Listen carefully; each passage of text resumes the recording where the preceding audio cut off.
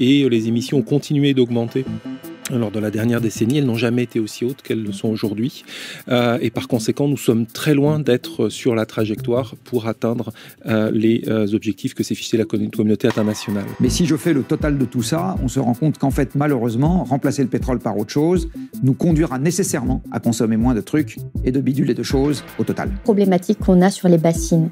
À partir du moment où vous allez piocher votre eau dans les milieux souterrains, pour la conserver l'été, en plein air, soumise à l'évaporation intensive, qui s'accélère d'autant plus qu'on a des températures anormales. Si on est uniquement dépendant des engrais azotés, on est dépendant du gaz, et donc on n'arrête pas d'importer, et on ne sait pas produire nous-mêmes notre alimentation avec des engrais naturels.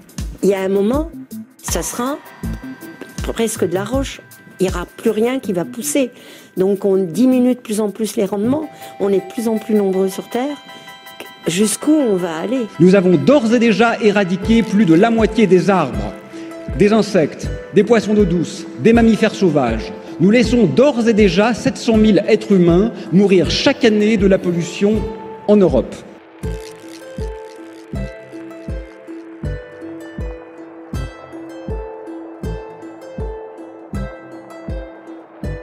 Voici un bref état des lieux des cataclysmes environnementaux qui prennent notre société de court. Malgré des annonces faites de longue date, qui aurait pu prédire? Les paramètres mêmes de la vie sur Terre sont transformés de la main de l'homme, tant et si bien que nous sommes entrés dans une nouvelle ère géologique que nombreux s'accordent à appeler Anthropocène, l'ère de l'humain. Elle est généralement décrite comme débutant à la fin du XVIIIe siècle, durant la révolution industrielle. Et déjà, un paradoxe apparaît. Car si c'est véritablement l'ère du genre humain, elle devrait commencer il y a 200 000 ans, avec la naissance d'Homo sapiens. En réalité, la faute n'a pas à être rejetée sur une prétendue essence de destruction, mais bien sur une transformation précise des activités humaines.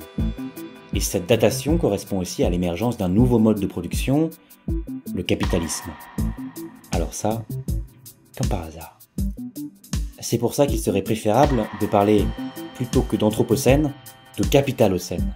Car comme je vais m'efforcer à le démontrer tout au long de ce podcast, la dérive climatique et les autres catastrophes environnementales découlent toutes d'une cause principale, la logique court-termiste et mortifère d'accumulation du capital.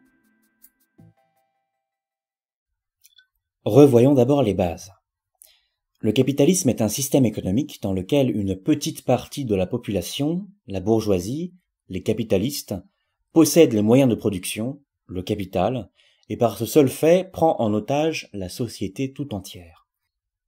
Comme les autres classes composant la société ne peuvent pas produire sans les moyens de production, et donc ne peuvent pas vivre, une large partie de la population se voit contrainte de vendre sa force de travail aux capitalistes. Cette force de travail, semblable à du bétail dans lequel on vient piocher, est employée par les capitalistes pour mettre en marche les moyens de production. Comme la bourgeoisie est propriétaire des moyens de production, c'est elle qui décide de ce que l'on produit, de comment on le produit, et qui possède les fruits de la production.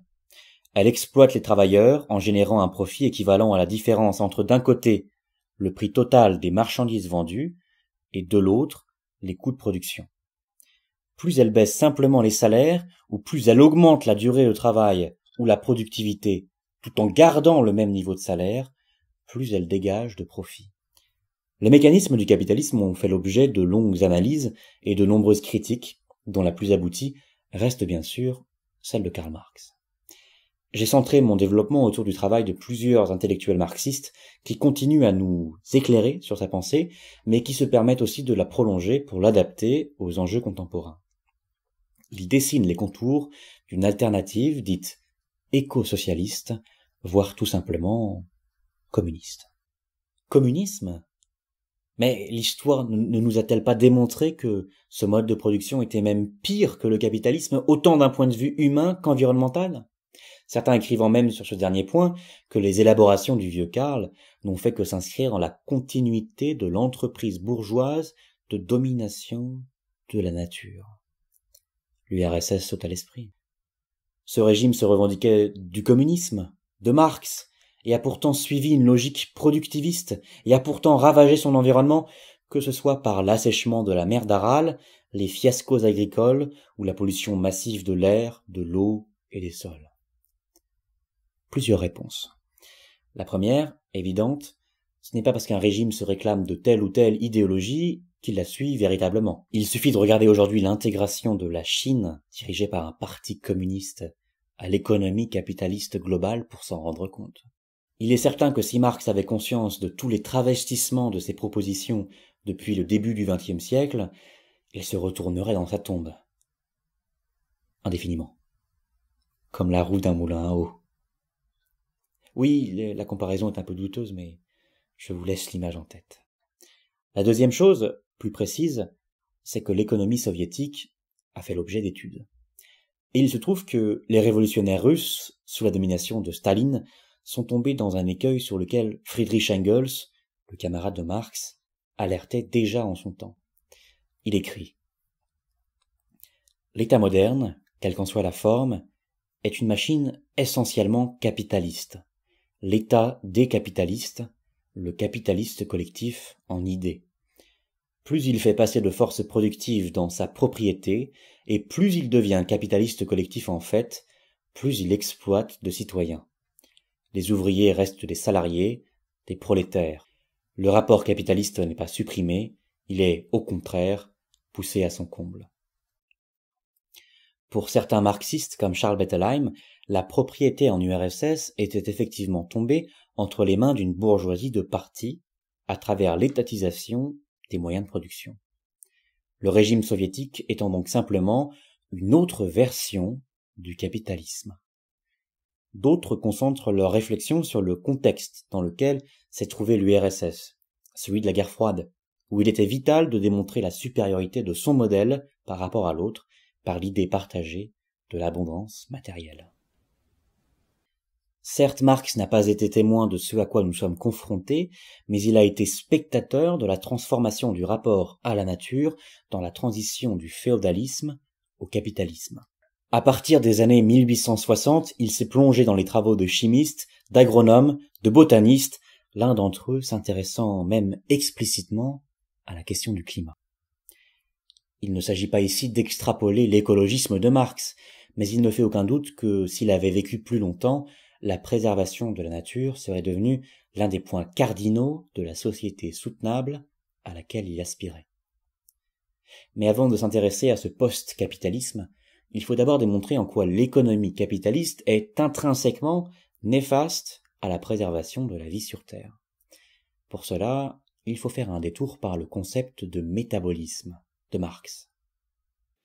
And the most important meaning of Marx's concept of metabolism in Capital is his characterization of labor as a conscious and mediating activity of metabolism between humans and nature. I quote Marx, "Labor is a process between man and nature, a process by which a man, through his own action, mediates, regulates, and controls the metabolism between himself and nature." End of quote. In any society, humans must work upon nature and satisfy their needs in order to live on this planet.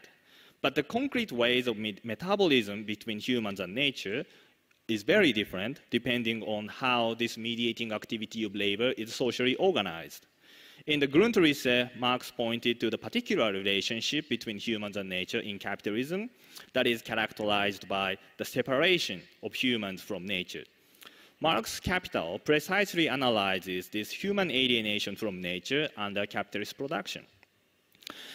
As elucidated in Capital Volume 1, the transhistorical labor process receives a new form as a valorization process under capitalism, and the material process of metabolism between humans and nature is accordingly transformed. And eco-socialists employ the concept of metabolic rift, originated from capital, and actively analyze the destructive side of capitalist production, such as global warming, disruption of nitrogen cycle, and extinction of species.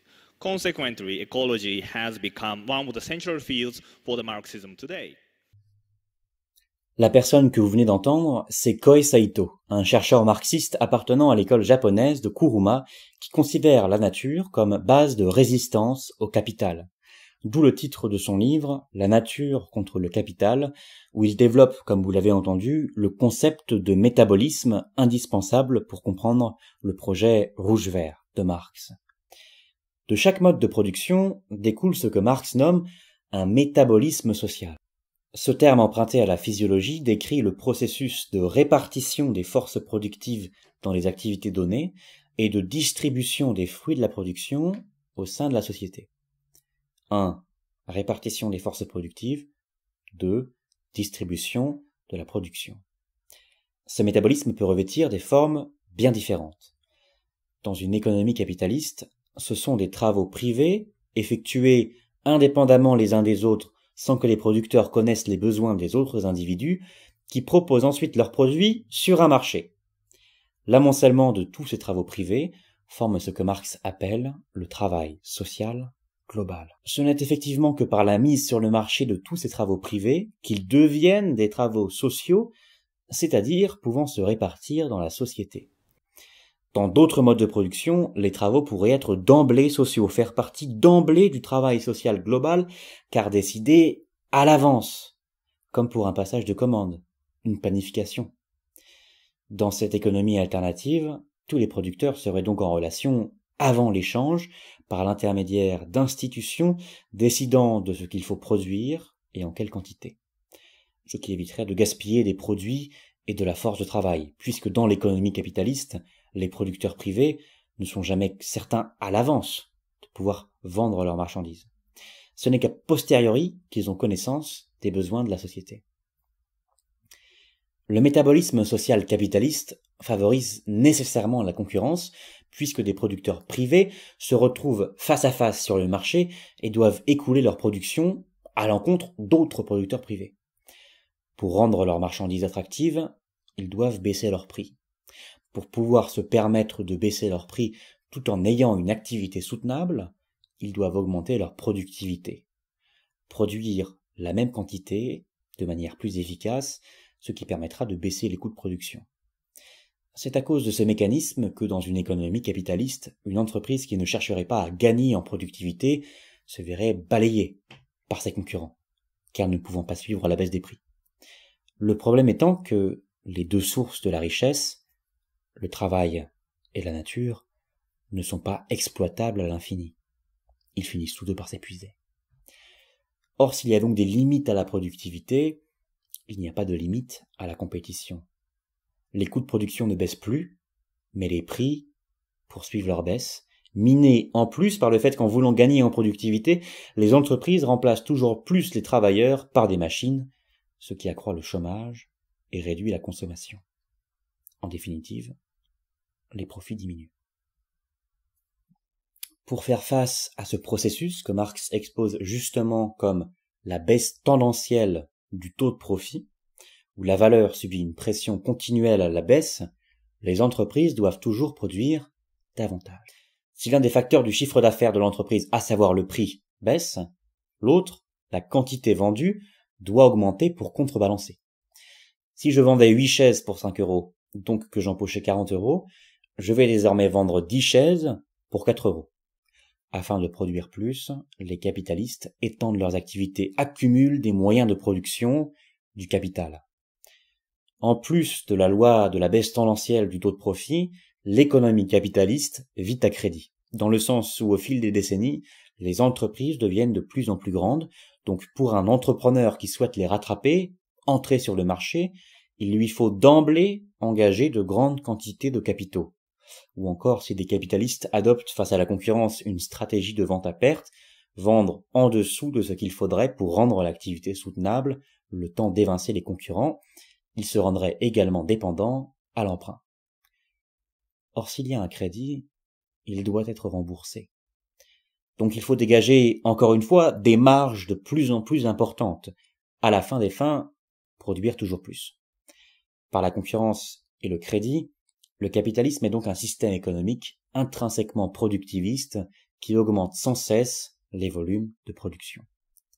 C'est dans sa logique même, il ne peut pas faire autrement.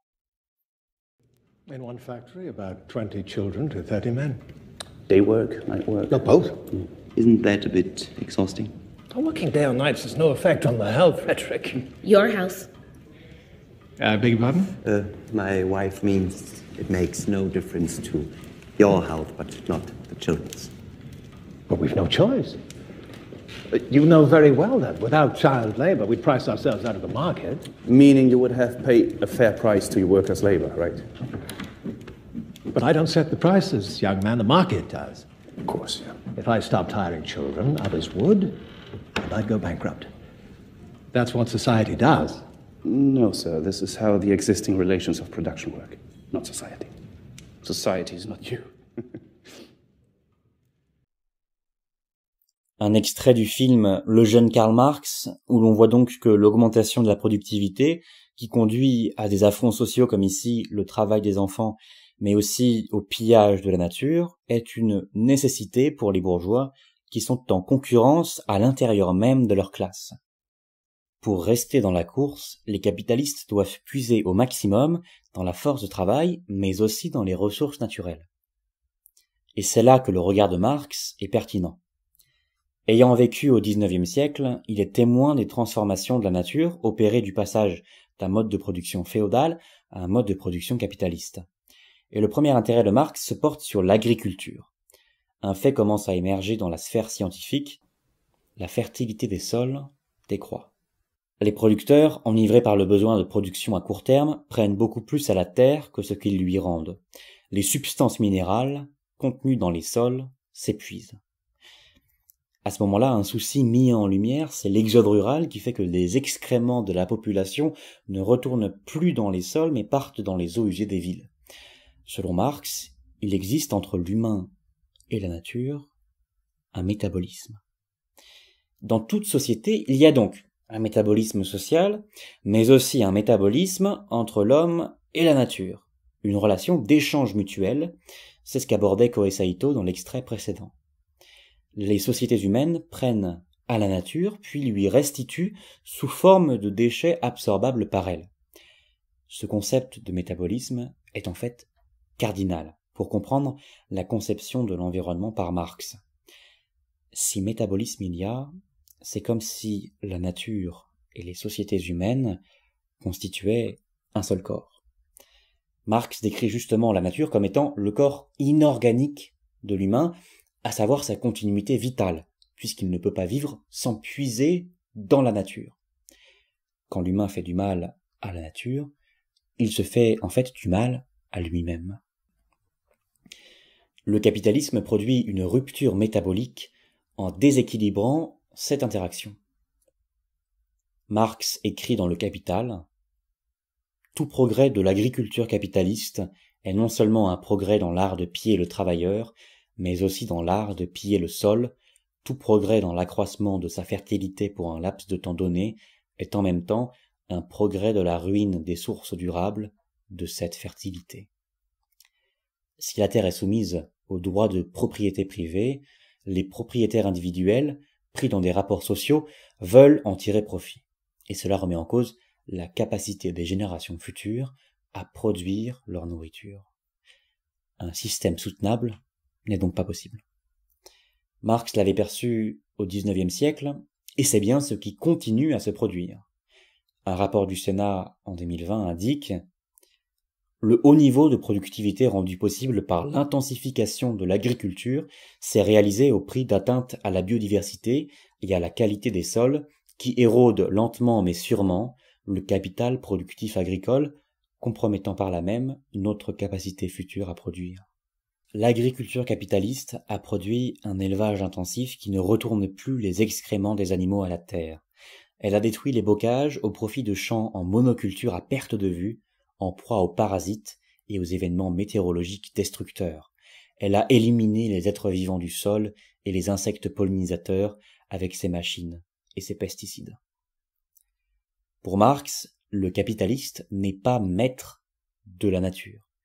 Pas au sens maître-esclave, mais au sens de maîtrise, à savoir produire un effet recherché et pas autre chose. Les externalités négatives, l'insoutenabilité d'un système par rapport à la nature, sont donc un défaut de maîtrise. Pour pallier la décroissance de la fertilité des sols sur le moment, les Européens sont allés chercher des fertilisants ailleurs, C'est l'une des raisons pour laquelle le développement du capitalisme est indissociable de la colonisation. Si les puissances européennes vont piller les pays du Sud, c'est aussi pour accaparer les réserves en fertilisants naturels. Sur les côtes péruviennes et certaines îles du Pacifique, les Européens exploitèrent le guano, des restes d'excréments d'oiseaux marins, donc riches en substances azotées pendant quelques décennies avant d'épuiser complètement les réserves. En plus de cette logique d'extraction et de pillage, la nécessité de produire toujours plus sans pour autant répondre à un besoin réel des populations force les capitalistes à toujours chercher de nouveaux marchés pour écouler leurs marchandises. Et c'est pour cela qu'en plus d'être intrinsèquement productiviste, le capitalisme est aussi intrinsèquement impérialiste. Il est mis en mouvement par une dynamique spatiale sans fin. Le capital agit comme une force conquérante, cherchant à étendre ses marchés et à trouver de nouvelles ressources pour faire tourner la machine infernale. Encore une fois, pour faire face à la concurrence, les producteurs baissent leurs prix, mais doivent donc augmenter le volume de production pour que leur activité reste soutenable. Ce processus se déroule indéfiniment.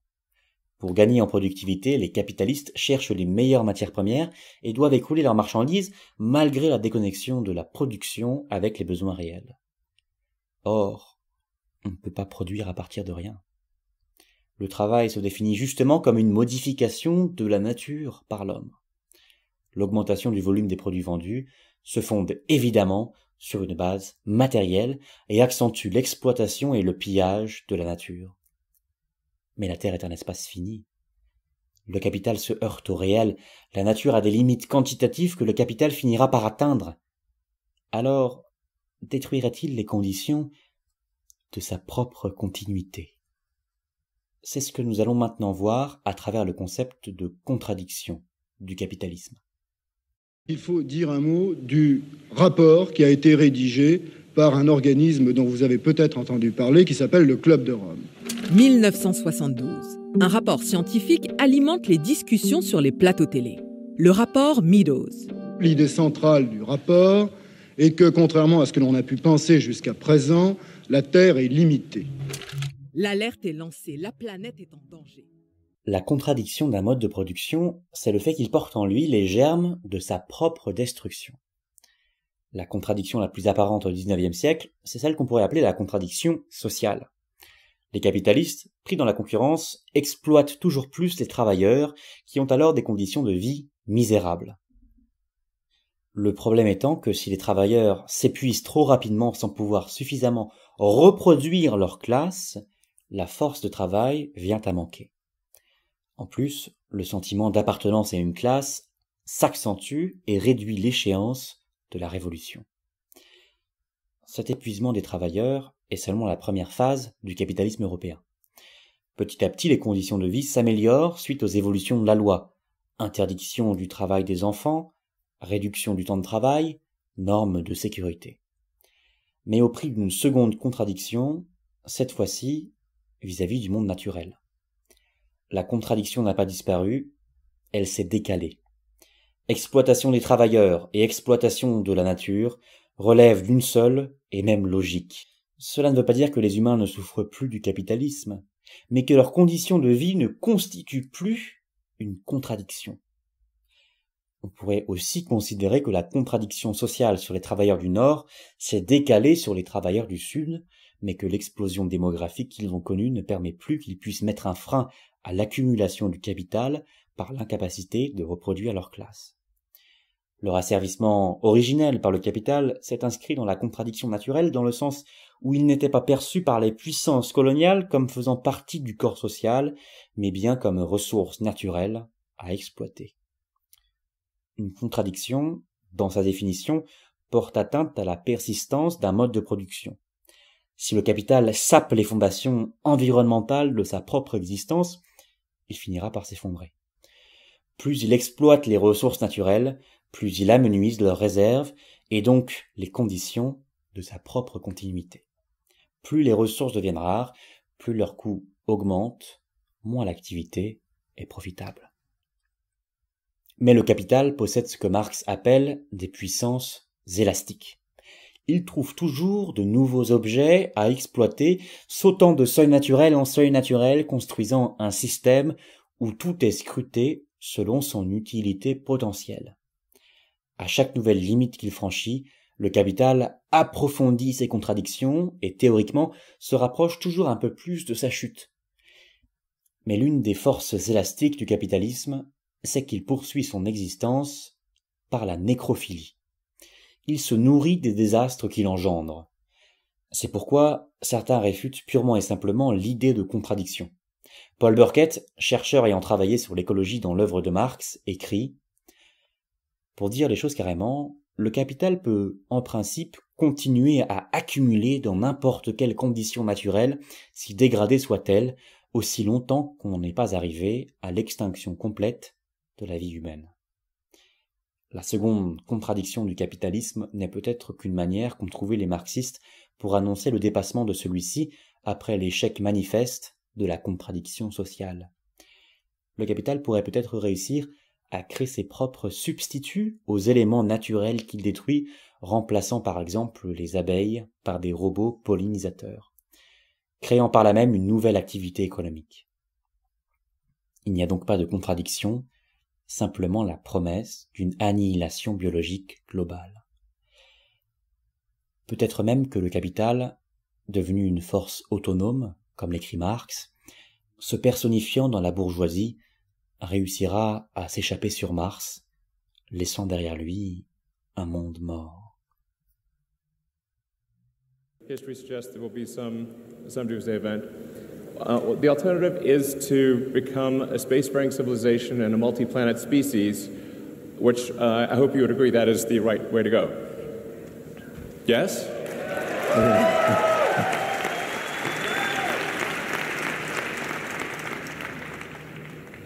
That's what we want. Yeah.